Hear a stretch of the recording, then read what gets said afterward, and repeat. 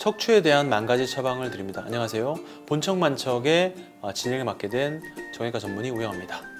오늘은 척추 수술을 피할 수 있는 척추를 관리하는 4가지 방법에 대한 내용을 주제로 강의를 준비해 봤습니다. 이를 통해서 척추 건강을 관리하는 방법에 대해서 알아가셨으면 좋겠습니다.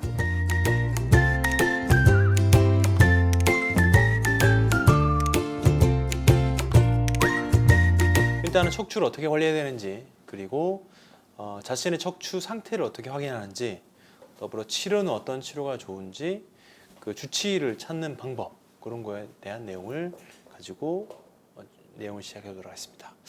일단은 척추는 이게 고속도로처럼 쭉 뻗어 있습니다. 그래서 도로로 뻗어 있고, 그 다음에 3개의 곡선이 있습니다. 옆에서 봤을 때 목이 앞으로 휘어 있고, 전만이죠. 후만, 전만, 이런 식으로 경추, 흉추, 요추가 곡선으로 되어 있고, 뒤에서 봤을 때는 척추는 직선이어야 되고 한쪽으로 쏠리거나 휘어져서는 안 됩니다. 그래서 이게 척추 뼈 자체가 이렇게 있고요. 척수가 이렇게 통로가 중간에 있고, 신경 통로라고 부르죠. 그리고 약간 등이 좀 굽어 있다, 이렇게 후만증이 심한 경우인데, 흉추 같은 경우가 왼쪽에 있는 게 이제 정상 척추고, 오른쪽에 있는 것이 비정상, 그리고 척추 측만증이 있는 경우도 이렇게 되어 있습니다. 일단은 척추 정리를 한번 확인해 보고 자세를 일단 바르게 하는 게 제일 중요합니다. 척추 건강 지킬 때 자세가, 저도 지금 이렇게 의자에 앉아 있는데 등에 좀 이렇게 뻣뻣하게 좀 불편해서 피고 이렇게 앉는 것이 좀 필요하고, 편안하게 받쳐줄 의자를 고르는 게 필요하죠. 그리고 등뿐만 아니고 허리를 잘 받쳐줄 의자를 고르고, TV 같은 걸 볼 때는 이제 다리 밑에 쿠션을 활용해 가지고 등과 다리 자체를 잘 받쳐주는 게 좋을 것 같습니다. 그리고 흔하게 이제 꼬는 자세 자체를 많이 하시는데, 이렇게 되면 골반뼈 자체가 수평을 이루지 못하기 때문에 결국 이것이 허리에 무리가 될 수 있고요. 컴퓨터 화면에서 저는 노트북 이렇게 내려다 보는데, 이런 자세 말고 노트북 자체가 화면이 이렇게 일직선에 있는 그런 것이 좋을 것 같습니다. 약간 숙여서 걷는 자세도 그렇게 좋지는 않고요. 그래서 걷거나 뛰거나 이제 기어 다닐 때 이게 척추 자체가 좀 펴서 가는 것이 좋을 것 같고, 수면 자세 나중에 좀 나오는데, 이렇게 푹 꺼져 있는 그런 매트리스나 딱딱한 매트리스 자체는 그 요통을 더 유발할 수 있기 때문에 엎드려 자는 자세 같은 것도요, 피하시는 것이 좋을 것 같습니다. 흔한 이제 사무실 그 풍경인데, 의자 자체가 이런 식으로 이렇게 등과 허리를 좀 지지해 줄 수 있는 그런 의자 자체가 좋을 것 같고, 항상 S자 자세를 좀 유지해야 되고, 등 허리가 만나는 그 지점 자체를 받쳐주는 요 포인트에 등받이가 있어야 됩니다. 그리고 100도 전후가 좋고, 높이랑 각도 조절이 필요할 것 같고요. 이렇게 다리 꼬는 자세, 상당히 이제 그 여성분을 뭐 친근하게 다가갈 수 있지만 허리 자체는 도움이 안 되는 자세고, 업무 보실 때 이렇게 반드시 허리도 등도 좀 편 상태로 내려다보지 않고 일직선 되는 자세로 작업을 하시는 것이 좋을 것 같습니다. 자세 알아봤고요. 두 번째 신발입니다. 신발. 신발이 뭐 큰 문제 있겠나 이렇게 볼 수 있는데, 이 발바닥 자체를 잘 지지해 줄 수 있는 튼튼한 신발이 요통에 많이 도움이 됩니다. 보통 1.5에서 2cm 정도 되는 발굽 자체가 좋고요. 발가락 앞 공간이 많으면 좋습니다. 이런 운동화, 최근에는 이제 정장에도 운동화 많이 신으시는데요. 운동화 자체가 허리 통증에 도움이 될 것 같습니다. 이런 식으로 구부정한 자세, 숙여 있는 자세를 좀 피하고 반드시 쓰는 자세가 필요할 것 같고요. 그래서 깔창 자체가 개인으로 이제 기성복처럼 돼 있는 경우도 있지만, 이렇게 맞춤형으로 하게 된다면은 본인의 발 볼과 사이즈에 맞는 그런 깔창을 할 수 있고, 이런 식으로 하게 되면은 요추의 자세를 유지하는 데 도움이 되실 것 같습니다. 관리하는 방법 중에 세 번째, 매트리스. 우리 일생의 절반은 3분의 1은 잠을 자죠. 그래서 매트리스 상당히 중요한데, 수면 습관에 따라서 이제 그 모양을 이제 기억해주는 메모리 폼 자체의 매트리스가 좀 좋고요. 근데 매트리스를 오래 사용하게 되면 이제 쿠션감 이런 것들이 좀 떨어지기 때문에 한 10년 주기로 바꿔주는 것이 좋을 것 같습니다. 베개도 너무 높지 않고 목이 구부러지지 않는 정도가 나을 것 같고요. 옆으로 누워서 골반과 무릎을 살짝 굽혀주고 베개를 끼우는 것이 좋은 수면 자세고, 머리맡에 두고 심하게 기울이지 말고, 어쨌건 이 척추 자체가 목이 있어도 긴 하니까 이 기준 자체를 좀 틀어지지 않도록 하시는 것이 좋을 것 같습니다. 언뜻 봐서 괜찮아 보이는데요. 이게 너무 소프트하면은 이게 척추가 아래쪽 많이 휘게 되고 너무 하드하게 되면 이제 딱딱해 보이죠. 아까 처음 자세가 이 자세인데 약간 어느 정도의 쿠션감을 유지해주고 척추 형상을 유지해주는 것이 제일 좋은 매트리스입니다. 뭐 이런 매트리스도 있고 메모리 폼을 많이 권유하고 있고요. 그래서 형상 기억, 우리 몸의 바디의 그런 그 곡선 자체를 기억해주는 그런 매트리스 사용하신다면은 도움이 되실 것 같습니다. 이렇게 골반 틀어서 주무시는 것보다 발을 끼우고 반듯하게 척추 정렬을 유지해주는 수면 자세를 취하시는 것이 좋을 것 같습니다. 가방입니다. 요새 뭐 옆으로 매는 가방, 한쪽으로 매는 가방, 뭐 그리고 그 등으로 매는 이제 배낭 같은 거 있는데 등산도 많이 가시잖아요, 그죠? 가방 자체가 너무 무겁게 되면은 척추 건강이 나빠질 수 있습니다. 그래서 압력을 가할 때 척추 자체에 변형이 올 수 있고요, 키도 안 클 수 있죠. 그래서 더 안 좋은 경우는 배낭을 한쪽으로 이렇게 좀 한쪽으로 매게 되면은 좀 멋스러움을 이제 표현하기 위해서 맬 수 있는데 이거 자체가 척추 건강에 좀 도움이 안 될 수 있고, 왜냐하면 정렬이 이제 틀어지니까요. 그리고 줄이 하나밖에 없는 경우도 어쨌건 척추 정렬에 도움이 안 됩니다. 그래서 일단 배낭이나 그 가방을 맬 때 양 어깨의 무게를 비슷하게 매도록 하고, 바퀴가 달린 배낭도 있거든요. 그런 거나 서류 가방을 사용하시고, 일단은 뭐 학생들이 책을 많이 보죠. 교과서 자체를 들고 다니는 것보다 사물함을 이용하는 것이 좋다. 좀 현실적인 내용입니다. 이런 식으로 너무 무게가 나가는 가방을 좀 피하고, 등산 갈 때도 최선을 줄여서 이렇게 진행하시면 좋을 것 같습니다. 오른쪽에 있는 여성이 상당히 멋스럽게 왼쪽으로 하고 있고, 반대쪽 여성도 한쪽을 메고 있는 이런 자세 자체는 척추에 무리가 될 수밖에 없고요. 이렇게 캐리어, 바퀴 있는 가방이 도움이 될 것 같고, 지금 이제 맨 앞에 있는 여성이 제일 편안해 보이죠. 학생도 가방을 좀, 어머니 자체가, 세 번째 있는 어머니 자체가 한쪽으로 있는 가방을 좀 들고 다니는 게 좀 척추에 무리가 될 수 있고, 아버지는 잘 하고 계신 것 같습니다. 이런 식으로 사물함을 잘 이용해서 무거운 책, 딱 봐도 책이 많아 보이죠. 무거운 책을 들고 다니는 것보다는 가방을 이제 사물함에 넣고 다니는 것이 척추 건강에 도움이 될 것 같다. 운동 보겠습니다. 운동. 그래서 운동도 좀 더 활동적인 태도로 살아보자 했습니다. 일단 너무 무거운 것을 들어서 압력을 가하게 되면 그 우리가 웨이트 할 때 통증이 좀 심해지죠. 척추 관절이 망가뜨려지고 척추 배열도 틀어질 수 있습니다. 그래서 웨이트 트레이닝 통해서 그 근육을 강화하게 되면 좋은데, 뼈하고 관절 자체가 제자리로 있도록 하는 데 도움이 되는 거고, 일단은 이런 그 웨이트 트레이닝 자체가 힘들면 집에서 일어나서 기상 이후에 등을 이제 바닥에 누운 상태로 팔다리를 위아래로 이렇게 움직이는 자세, 이렇게 하는 자세가 있습니다. 나중에 사진이 있거든요. 그리고 그 어깨뼈 사이 근육도 강화되고 그 상반신 자세를 강화시켜주는 로잉 머신, 집에서 할 수 있는 노젓는 그런 운동도 있거든요. 그것도 하시고, 필라테스, 요가, 개인적으로는 요가가 많이 도움되는 것 같습니다. 몸의 균형을 잡을 수 있습니다. 뭐 많이 보인 그 사진이시죠?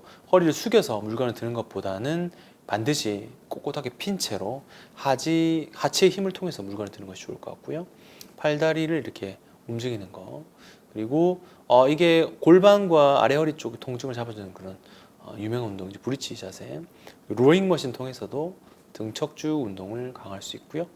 이렇게 홈 스트레칭으로 척추를 그 호흡법 비슷하게 하는 건데, 등 뒤에 있는 근육 자체를 좀 짜주는 운동입니다.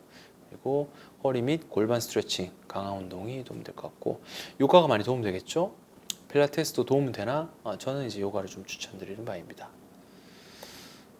이 챕터의 마지막 여섯 번째, 영양소입니다. 영양소. 약 많이 드시죠. 저도 한 두세 가지 정도 섭취하고 있는데, 특히나 뼈를 구성하는 칼슘, 마그네슘, 붕소, 무기질 자체가 부족하면 이제 골다공증 생기죠. 그래서 비타민 D도 중요하고, 비타민 D 부족하면 구루병, 골련화증 생기는데, 햇볕을 많이 쏘이고 아니면 비타민 D 약제 있거든요. 그것도 처방 받으시면 좋을 것 같습니다. 강력하게 햇볕, 그 따스한 햇볕에 노출되면 비타민 D가 생성되는데, 우리나라 사람들은 이제 선크림도 많이 바르고 이거의 효과가 많이 상쇄되니까 칼슘과 비타민 D 같이 되어 있는 그 캡슐을 좀 드시거나, 아니면은 이제 뭐 케일, 그리고 양배추, 콩, 유제품 등을 사용하시는 것이 좋을 것 같습니다. 칼슘, 마그네슘, 비타민 D 섭취하고, 구루병처럼 이렇게 다리가 휘어지는 거죠. 골련화증도 생길 수 있고요. 그래서 이런 생선류와 유제품 등을 섭취하면은 뼈에 도움이 되실 것 같습니다. 비타민 D는 햇볕, 그리고 계란, 그리고 간 종류, 그리고 버터, 비프, 우유에 많이 있고요. 비타민 D와 비타민 K 같이 뼈에 좋은 게 브로콜리가 많이 좋습니다.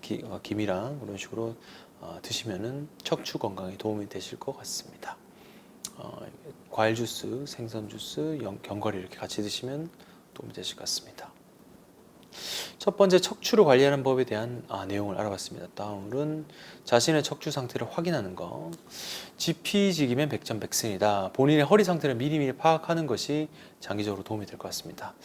손자병법에도 백전백승은 최선이 아니고 안 싸우고 이기는 것이 최선이고 지피지기면 100번 싸워도 위태롭지 않다. 결국은 미리 대비하는 것이 좋을 것 같습니다. 뭐 이미 다 망가져가지고 수술 받기 위해서 MRI 찍는다. 뭐 그런 거는 제가 볼 때 추천 안 드리고 미리미리 골다공증 검사와 골에 대한 지표적 검사 그리고 척추에 대한 MR 검사 정도는 한 번쯤 체크해 보시는 것이 좋을 것 같습니다.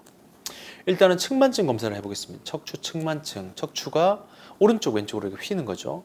측만증을 가지고 태어난 사람들도 있고 청소년기에 측만증이 생기는 사람도 있고 엉덩이하고 어깨 부분이 이제 다른 부위보다 이렇게 올라가는 병면이 있죠. 그래서 어른이 돼서 하는 것보다 좀 어릴 때 하는 게 좋을 것 같은데 어릴 때 하게 되면은 길 자체를 좀 틀어줘서 협착증을 좀 완화시켜 주는 거가 이제 가능하고 특히나 여성 여자 아이들이 많이 있으니까 체크해 보는 게 좋을 것 같습니다.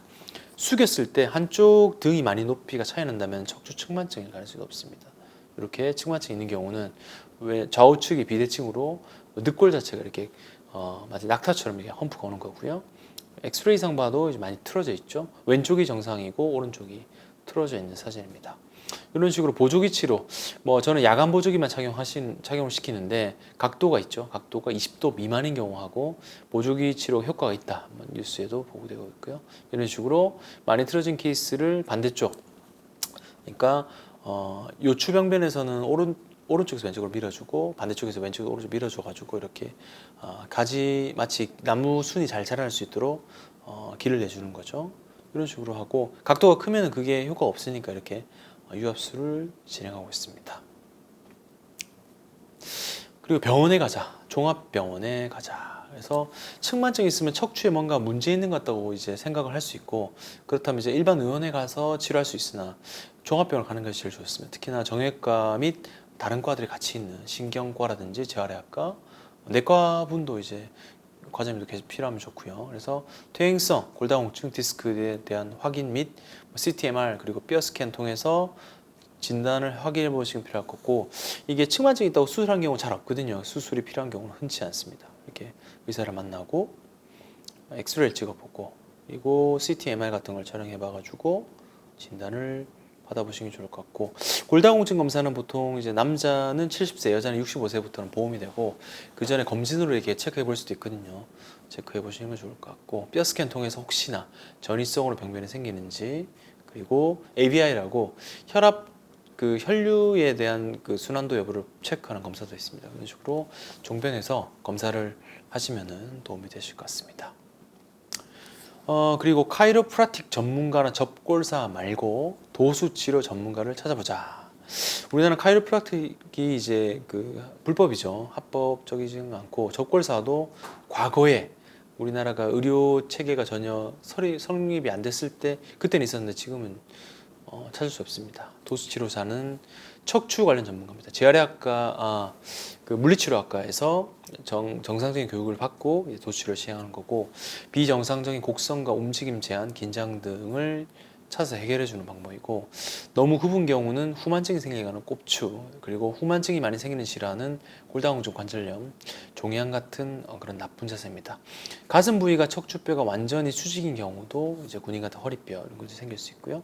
그래서 의사를 찾아가서 이렇게 검진을 시행해보고 도수치료사를 통해서 이런 식으로 물리치료, 도수치료를 받아보시면은 도움이 많이 받아보셨죠? 그래서 근육 자체의 긴장도 풀어주고 척추를 틀어주면서 통증 및 그런 척추 정렬도 반짝해주는 그런 치료가 도수치료가 되겠습니다. 이런 치료받게 되면 군인 왼쪽에 있는 게 이제 일자목이고 오른쪽에 있는 게 이제 바로 된 목이고 원래 커브는 왼쪽에 있는 게 이제 바로 된 건데 거북목처럼 이렇게 진행될 수도 있게 됩니다. 그리고 짝골반이 되지 않도록 주의하자. 골반 자체가 인대로 연결된 두 개의 뼈가 연결되는데 하나가 다른 것보다 작거나 작은 쪽에서 몸이 좀 기울어져서 생길 수도 있고요. 앉을 때 자꾸 몸이 한쪽으로 쏠리는지 짝골반이 되는지 검사해 보는 게 필요할 것 같고, 아니면 이제 골반 자체가 많이 틀어져서 다리 길이 차이가 크게 없으면은 이제 깔창 통해서도 그 위치 교정을 할 수 있습니다. 이런 식으로 골반 자체가 틀어져서 한쪽 다리가 짧으면은 그 길이만큼 올려주면 되거든요. 천장관절에 문제가 생긴 경우 있고, 이게 엉치, 엉덩관절 이쪽에도 문제 생긴 경우가 있습니다. 골반 높이가 틀어지는 경우가 생깁니다. 그래서 깔창 이후에 뭐 13도 차이가 났었는데 한쪽에서 그 1cm 되는 깔창 같은 걸 착용하면 이렇게 척추가 좋아지게 되고, 이런 식으로 척추가 정렬 상태를 볼 수 있게 되니까 이런 척추 전신 사진과 하지 사진을 촬영해봐야 도움이 되실 것 같습니다. 치료에 대해서 이제 보겠습니다. 치료. 진단을 이제 그 10가지 이제 팩트를 통해서 진단을 받았다면은 이후에는 제대로 된 치료를 받아보기를 이제 추천드리죠. 장기적으로는 이를 통해서 증상 재발도 줄일 수 있고요. 그래서 도수치료 전문가의 조정을 받는다. 아까 말씀드린 대로 이제 도수치료 찾았으면은 매달 정기적으로 전문 도수치료의 치료를 받으면은 척추 통증 및 척추 정렬을 반듯하게 할 수 있습니다. 그리고 맞지 않은 관절의 움직임이 막혀버린 관절을 풀어주기 위해서 손 자체로 척추를 정렬할 수 있고요. 그래서 관절을 조정하다 보면 소리가 난다. 이게 좀 틀어져가지고 시원하게 할 수 있는데, 많이 하게 되면 이걸로 인해서 디스크라든지 뼈 자체가 문제가 생길 수 있습니다. 그래서 치료사가 손으로 직접 풀어주고 교정해주고 심리적 안정, 그리고 혈관 자체의 연무조직 가동술 이런 걸 통해서 치료적 목적의 도치료 되는 거죠. 이런 책도 있습니다. 통증 감소 및 연부조직 이완 기법, 그래서 관절 가동 범위를 확보해 가지고 이런 통증 양상을 좀 줄여주는 거죠. 이런 식으로 팔꿈치, 발목, 어깨 모든 관절을 다 풀어주는 도수를 통해서 치료를 할 수 있습니다. 마사지도 이제 권유하고 있습니다. 마사지. 보통 이제 일반 마사지 같은 경우는 이제 그 오일 마사지 말고 건식 마사지는 꽤 아플 수도 있는데, 어느 정도의 그 근육을 좀 풀어주는 도움이 되거든요. 등, 어깨, 목 마사지, 그리고 스트레스도 감소시켜주고 척추 건강에 도움이 되고, 이게 염증을 일으켜서 젖산 그리고 독소, 화합물들이 빠져나가게 돼서 마사지 이후에는 이제 물을 좀 많이 마시는 게 좋을 것 같습니다. 일부 그 치료사들 중에서는 이제 반사요법도 사용하고 발의 일부분을 자극해 주기도 한답니다. 마사지를 이렇게 받아주는 것이 좋습니다.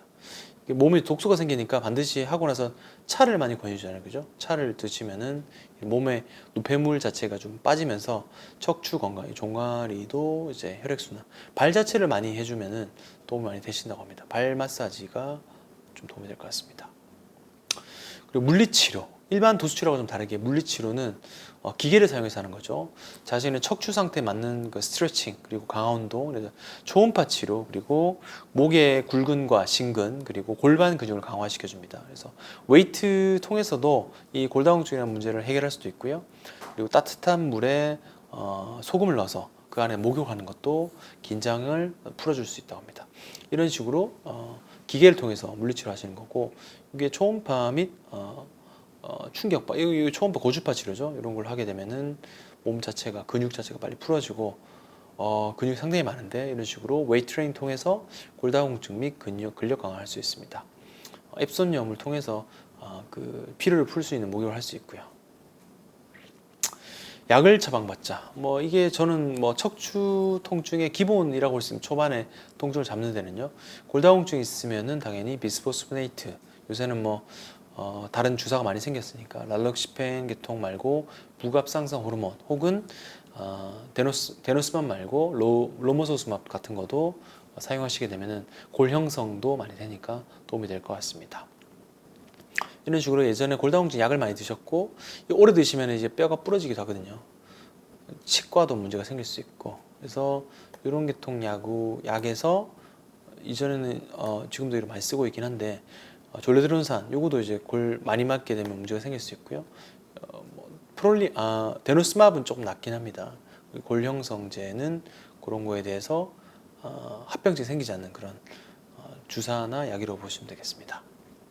골다공증에 대해서는 공부를 많이 하시면 도움을 좀 받으실 수 있을 것 같습니다. 수술을 생각해 보자. 이 척추수 마지막이죠. 가장 해볼 때까지 다 해보고, 보통 저한테 오신 분들은 약도 써보고 시술도 받아보고 물리치료 받아보고, 혹은 다른 데서 수술을 받았는데 또 증상이 남으셔서 오신 분도 있거든요. 그래서 고정술 같은 경우는 척추뼈를 이식하는 수술이고, 척추뼈가 잘 붙을 때까지 고정까지 하는 경우 있고, 감압술로도 해결될 수 있습니다. 예전의 수술 방법은 이렇게 열어서 수술하는 거고요. 고정을 해서 수술 인접 부위 보면 수술했던 그 아래쪽 부위가 막혀 있는데 이쪽이 틀어진 거죠. 이렇게 빨간색으로 된 게 척추 전방벽, 제가 했던 케이스인데요. 고정 위에 다 빼고 이렇게 새로 틀어졌던 거를 또 맞춰주는 수술, 이렇게도 진행을 하면 증상 완화에 도움이 될 것 같습니다. 내시경으로 했거든요. 양방향 척추 내시경으로 이렇게 케이지, 인공 디스크 피크 케이지라고 들어가는 거고, 신경 나가는 쪽이 이제 케이지가 이렇게 들어가는 모습입니다. 이런 식으로 수술을 진행할 수 있습니다. 이거 디스크 제거, 반대쪽 디스크 제거하고 신경 통로 확보하고 나서는 이게 동그랗게, 이게 신경 통로거든요. 중간이고 오른쪽, 왼쪽 양쪽을 다 감압한 케이스고요. 이것도 디스크 제거하는 모습이고요. 이렇게 내시경 및 현미경으로 수술을 하게 되면은 통증 완화에 도움이 될 수 있습니다. 마지막입니다. 척추 질환 나만의 주치의를 찾아라. 일단은 환자분들이 헷갈려 하시죠. 정형외과, 신경과, 신경외과, 통증의학과, 여러 과가 있습니다. 일반 가정의학과에서 하시고 있고, 일단 척추 질환만큼은 이제 사람을 괴롭히는 그런 병도 없는데 병원마다 답이 좀 다르게 됩니다. 일단은 본인이 가진 총 자체가 대포다, 그럼 대포만 쏠려 할 것이고, 소총이다, 소총만 쏠려 할 것이고, 아니면은 그냥 방패만 있다면 방패만 하실 건데, 일단은 그 정답이 모든 환자에게 동일하게 그걸 사용할 수 없습니다. 모든 환자 수술을 다 할 수 없고요.